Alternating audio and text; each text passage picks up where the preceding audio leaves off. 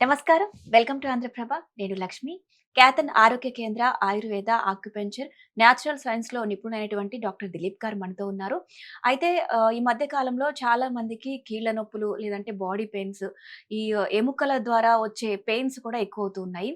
అయితే ఈ చలికాలంలో ఇంకెక్కువగా ఉంటున్నాయి పెయిన్స్. అదే చిన్నవాళ్ళ నుంచి పెద్దల వరకు కూడా అందరికీ ఈ పెయిన్స్ ఈ కాలంలో చాలా ఎక్కువగా ఉంటాయి.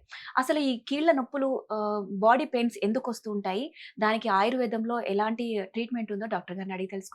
నమస్కారం డాక్టర్ గారు. నమస్తే. బాగున్నారా? బాగున్నాను. ఓకే. నేను చెప్పింది విన్నారు కదా. సో ఈ నార్మల్ గానే కొంతమందికి కీళ్ళ నొప్పులు, మోకాళ్ళ నొప్పులు ఇవన్నీ ఎక్కువగా ఉంటాయి.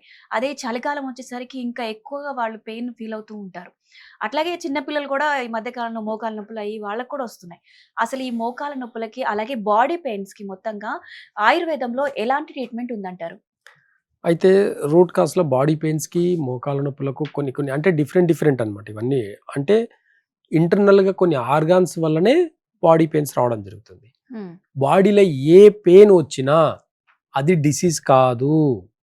పెయిన్స్ అనేది సింప్టమ్. బాడీలో ఎక్కడ పెయిన్ వచ్చినా అది సింప్టమ్ మాత్రమే. అంటే ఏదో ఒక వ్యాధికి సింప్టమ్. అంతే. ఇంటర్నల్‌గా ఏదో ఒక ఆర్గాన్‌కి అది సింప్టమ్. ఎగ్జాంపుల్, ఈ జాయింట్స్‌లో పెయిన్స్ వచ్చినాయనుకోండి, ఈ జాయింట్‌లో ఏముంది, బోన్‌కి సప్లై. ఈ బోన్‌కి బ్లడ్ సప్లై అనేది ప్రాపర్‌గా లేకపోవడం వల్ల, లేదంటే ఈ బ్లడ్ ఈ బోన్ టు ఈ బోన్‌కి మధ్యలో మజిల్స్, నర్వస్ సిస్టమ్, టెండన్స్ సరిగా వీక్‌నెస్ ఉండడం వల్ల, అంటే వీటిలో గ్యాస్ట్రిక్ ప్రాబ్లమ్స్ ఎక్కువ ఉన్నాయనుకోండి, వీటిలో బ్లడ్ సర్క్యులేషన్ బదులు విండ్ ఎక్కువ, గాలి ఎక్కువ అవడం వల్ల, ఇవన్నీ డిఫరెంట్. ఒకటే పెయిన్ కానీ డిఫరెంట్ సిమ్టమ్స్.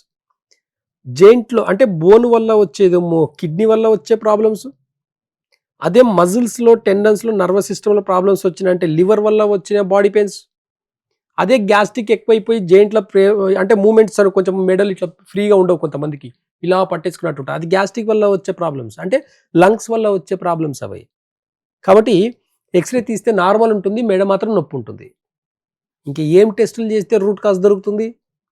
నాడి చూస్తే రూట్ కాజ్లో వీళ్ళ బాడీ పెయిన్స్ ఎందుకు ఉన్నాయనేది తెలుస్తుంది. కాబట్టి ఆ రూట్ కాజ్కి మాత్రమే మెడిసిన్స్ ఇస్తే ఆ రూట్లో ఉన్న ఆర్గాన్ మంచిగా అవ్వడమే కాకుండా ఈ ఉన్న బాడీలో ఉన్న పెయిన్స్ అన్నీ కూడా తగ్గుముఖం పడతాయి.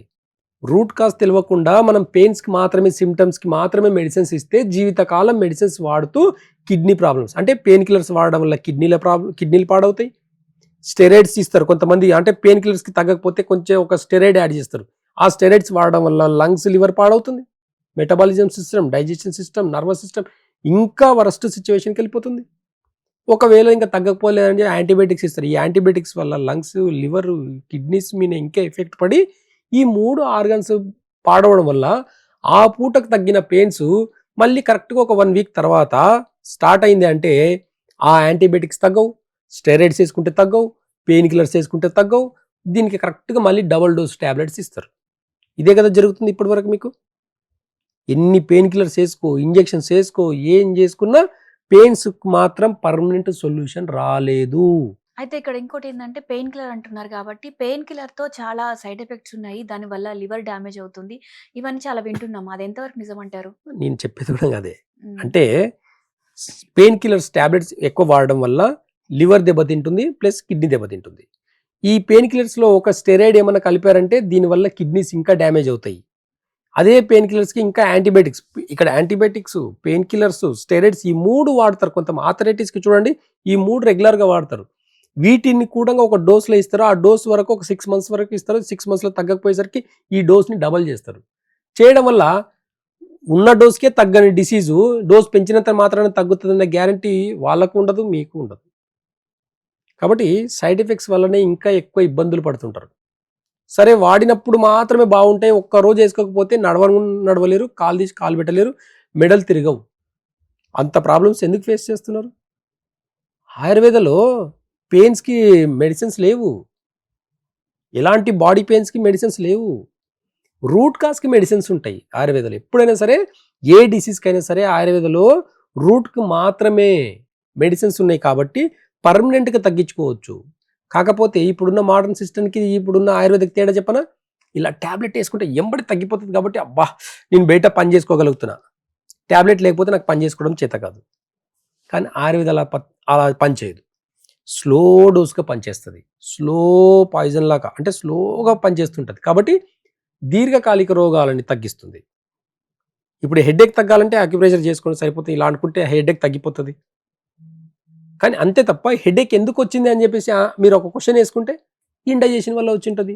డైజెషన్ సిస్టమ్ బాగాలేని రోజు, లివర్ అనేది గాల్ బ్లాడర్ ఇన్బ్యాలెన్స్ అయిన రోజు హెడేక్ వస్తుంటుంది. హెడేక్ వస్తే ఏం లేదు, జస్ట్ చిన్న రెమెడీ చెప్తాను, ఇలా జస్ట్ ఇలా పెట్టుకుని ఇలా అంటే హెడేక్ తగ్గిపోతుంది. మెడ నొప్పి వచ్చింది, ఇలా పట్టుకొని ఇలా లాగండి, మెడ నొప్పి తగ్గిపోతుంది.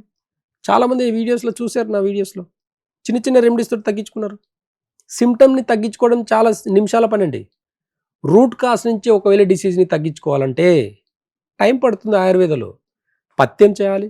ఈ పథ్యంతో పాటు కొన్ని మెడిసిన్స్ ఉంటాయి రూట్ కాస్లో, ఆ మెడిసిన్స్ వాడితే రూట్ కాస్ నుంచి పర్మనెంట్గా పెయిన్స్ అన్ని తగ్గిపోతాయి. అలాంటి pains, back pain, neck pain, మోకాల నొప్పులు, జాయింట్ పెయిన్స్, బాడీలో మజిల్ పెయిన్, ఇలాంటివి అన్ని రకాల పెయిన్స్ అయినా సరే రూట్ కాస్లో పర్మనెంట్గా తగ్గించుకోవడానికి ఆయుర్వేదంలో చాలా అద్భుతమైన మెడిసిన్స్ ఉన్నాయి.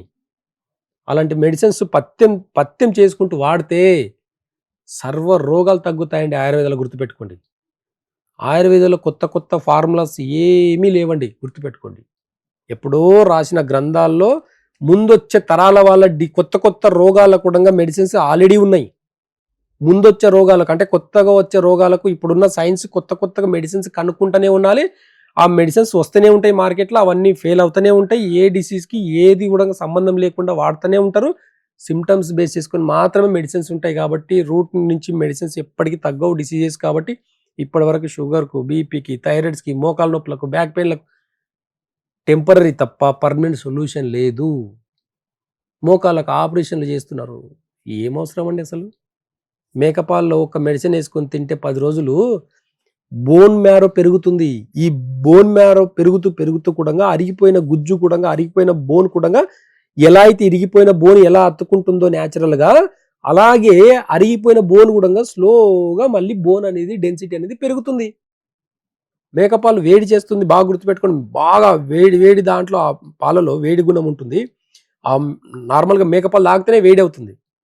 దాంతోపాటు కొన్ని మెడిసిన్స్ ఇచ్చేసరికి వేడి ఎక్కువైనప్పుడు ఏమవుతుందంటే బ్లడ్ ప్యూరిఫికేషన్ జరుగుతుంది, కిడ్నీ యాక్టివిటీ పెరుగుతుంది. కిడ్నీ ఫంక్షన్ ఎప్పుడైతే పెరుగుతుందో బ్లడ్ అనేది ఫ్రెష్ బ్లడ్ ఉత్పత్తి అవుతుంది. ఆ ఫ్రెష్ బ్లడ్లో ఎలాంటి డిసీజ్ ఉండదు. ఆ ఫ్రెష్ బ్లడ్ని బోన్ డెన్సిటీని పెంచుతుంది. కాబట్టి రూట్ కాస్ నుంచి బాడీ పెయిన్స్ కాకుండా నీ పెయిన్స్ కానివ్వండి, మెడ నొప్పి, బ్యాక్ పెయిన్, ఈ జాయింట్లో ఉన్న పెయిన్స్ అన్నింటినీ కూడా మీరు ఎన్ని ఇంగ్లీష్లో ఉన్న పేర్లు అన్నీ పెట్టుకుంటే కూడా రూట్ కాస్ నుంచి తగ్గించే అలోపతిలో అయితే రూట్ కాస్ నుంచి తగ్గించుకునే మెడిసిన్స్ లేవు.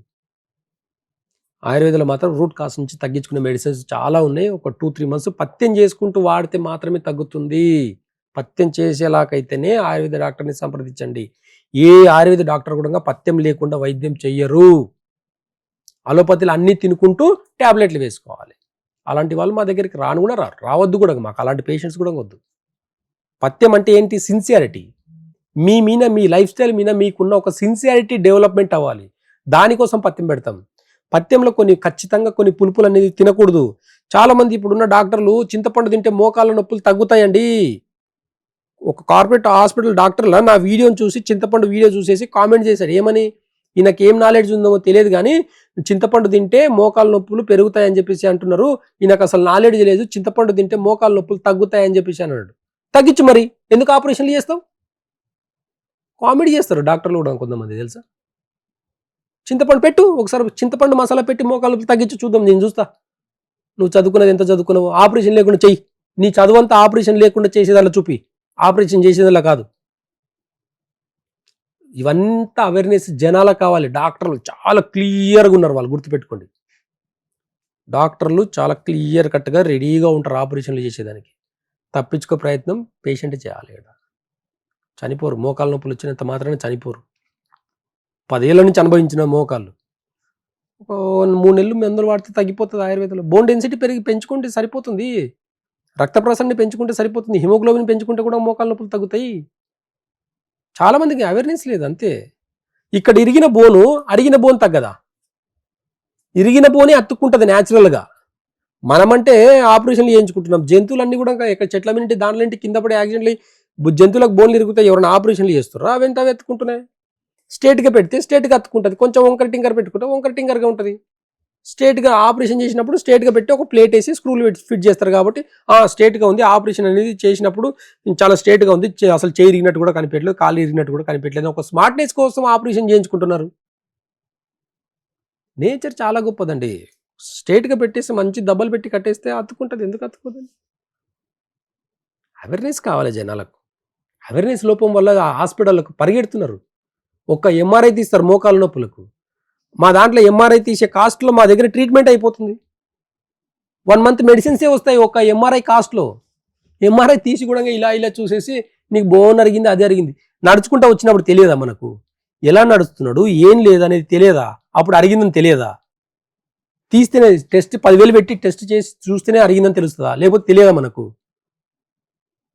ఏమి ఎక్కడ పోతుంది సమాజం అసలు అర్థం అవ్వట్లేదు. ఓకే.